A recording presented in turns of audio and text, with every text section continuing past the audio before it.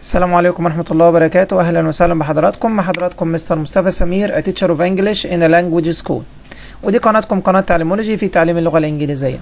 حبيت إن احنا نبدأ كورس معين في المحادثات في تعليم اللغة الإنجليزية, وهو كورس English Conversations, محادثات لغة إنجليزية with AI, بالذكاء الاصطناعي. طبعا المحادثات الإنجليزية بالذكاء الاصطناعي طبعا يبقى ده من خلال المحادثات باللغة الإنجليزية من خلال ناس نيتيف, ناس بأهل اللغة.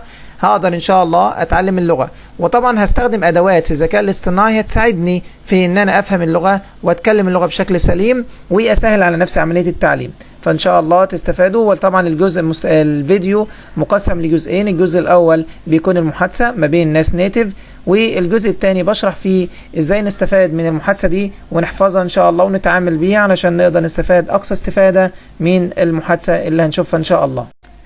ونشوف مع بعض دلوقتي المحادثة الاولى cleaning the house.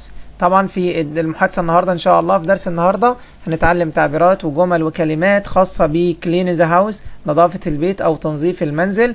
مهم جدا ان انا اتابع الفيديو للاخر علشان استفاد بالفيديو اقصى استفادة, اعرف التعبيرات والمصطلحات وكلمات كتيرة جدا هنرددها وهنخرج باقصى استفادة ان شاء الله. ويلا بينا على درس النهاردة.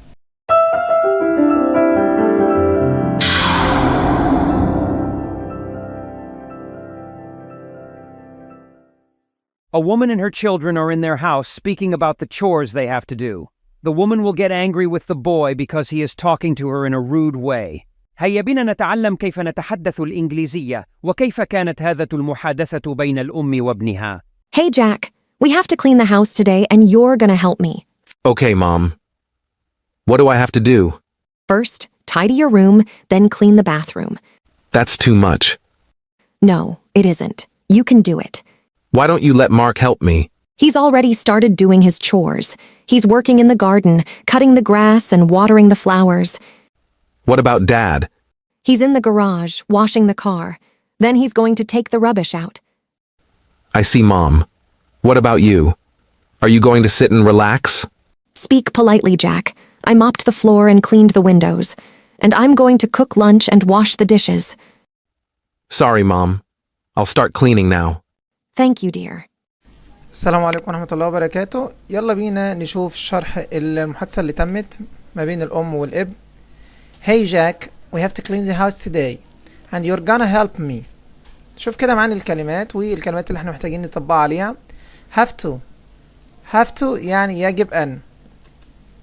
مثلا لما اجي اقول انت لازم تنظف البيت, you have to clean the house. You have to clean the house. Today اليوم, today اليوم او النهاردة, today. You're gonna انت سوف. You're gonna انت سوف. طبعا هنا مش بقول you are gonna, لا بقولها باختصار you're gonna انت سوف. طب انا سوف اشاهد المباراة مثلا او اشوف الماتش. I'm gonna watch the match. I'm gonna. طبعا هي دي في الاكسن الامريكان. I'm gonna. لا بدل ما اقول I am gonna, لا هي I'm gonna. بعدها he's gonna play, يبقى حضرتك تدرب نفسك على is gonna, I'm gonna, you're are gonna. he's gonna play هو هيلعب, سوف يلعب. طبعا عندنا المقطع help me يعني ساعدني. help you يساعدك, help يساعد. فطبعا احنا عايزين نتدرب على اللي هو المفعول به, يساعده. help him help her يساعدها, يبقى her عايدة على البنت. help us يساعدنا, us دي عايدة علينا احنا. help them يساعدهم, يبقى them عايدة عليهم. شوف الصورة التانية او المقطع التاني. okay mom, what do I have to do? ماذا يجب علي انا ان افعل؟ ماذا انا يجب ان افعل؟ طب وهي دود الاولى دي ليها معنى؟ ملهاش معنى, احنا بنسميها فعل مساعد او helping verb او auxiliary verb, فعل مساعد لازم احطه مع الجملة في البريزنت سامبل. ودي طبعا في الازمنة نعرفها بعدين. طبعا هنا معناها ماذا يجب ان افعل. تخلي بالك احنا قلنا have to معناها يجب ان, يبقى I have to do, ماذا يجب ان افعل. الصورة الثالثة مام قالت first tidy your room then clean the bathroom. first يعني أولا first then بعد كده tidy your room حاول حضرتك تكرر معايا الكلمات علشان تحفظها. tidy يعني رتب، your room يعني غرفتك. clean the bathroom يعني نظف الحمام. شوف المقطع الثالث أو الكلام الثالث. that's too much الولد بيقول that's too much ده expression معناه هذا كثير جدا. that's too much. الأم بتقول no it isn't لا مش كده. you can do it لا مش كده. no it isn't طبعا على حسب المحادثة معناها مش كتير. you can do it انت تقدر تعمل ده. you can do it تستطيع أن تفعله، اللي هو it دي عايدة على الكلام اللي هي كانت بتقوله. you can do it. شوف بعد كده الولد قال why don't you let Mark help me let Mark help me. خلي بالنا هنا help me لازم تبقى زي ما هي كده، ما ينفعش احط لها ing ولا ايدي ولا اي حاجه، لازم يبقى الفعل زي ما هو. بنسميه infinitive. ليه؟ علشان خاطر عندي let يعني يدع. هنشوف دلوقتي المعاني. why don't you خلي بالنا هنا you هنا بعطشها شويه. why don't you فهنا في مقطع في الساوند في الصوت ظاهر مش موجود فيه حروف. why don't you يعني دي معناها لما لا للاقتراح. لو انا بقترح عليك حاجه معينه فبقول لك why don't you study now ليه ما تذاكرش دلوقتي. why don't you play with your brother ليه ما تلعبش مع اخوك، وهكذا. قرر الجمله دي كويس قوي. why don't you let Mark help me تدعي معناها هنا تجعل مارك يساعدني أو تجعل مارك يساعدني. شوف اللي بعده. he's already started doing his chores هو بالفعل بدأ عمل واجباته. his chores يعني واجباته، احنا قلنا his دي عايدة عليه هو. chores يعني واجبات. he's working in the garden cutting the grass and watering the flowers. وعندي كلمة already يعني بالفعل. doing his chores يعني بيعمل واجباته. he's working in the garden هو بيشتغل في الحديقة. garden يعني حديقة. cutting the grass يعني بيقطع الأعشاب. watering the flowers يعني بيسقي أو يروي الزرع. خلي بالنا إن من كلمة water دي معناها يروي أو يسقي، يروي كذا. watering the flowers يروي الزرع، وهكذا. طبعا الولد قال what about dad ماذا عن والدي. هنا قالت الأم he's in the garage washing the car then he's going to take the rubbish out. طبعا he is in the garage يعني هو في الجراج. washing the car يعني بيغسل العربية أو بيغسل السيارة. he's going to يعني هو سوف يلعب. he's going to play هو سوف يأكل. he's going to eat وهكذا.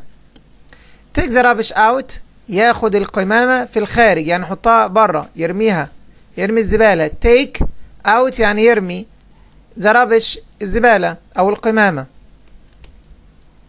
I see mom what about you are you going to sit and relax. تعالوا نشوف المعنى. I see mom هنا see مش معناها يرى، على حسب الكلام في سياق الكلام دي معناها يفهم. I see mom أنا فهمت دلوقتي يا ماما، معناها أنا فهمت.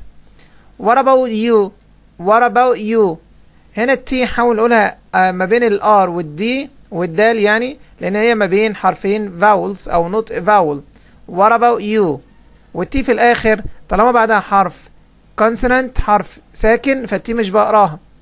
what about you يعني معناها وماذا عنك. بتكلم مع اخويا وبعدين بيقول لي اعمل كذا وكذا، فانا بقول له وانت هتعمل ايه. what about you تمام. are you going to هل سوف كذا. are you going to يعني انت سوف كذا ايه بقى. هل انت سوف وهل انت سوف، لان يو معناها انت او انت. هو طبعا بيكلم مامته.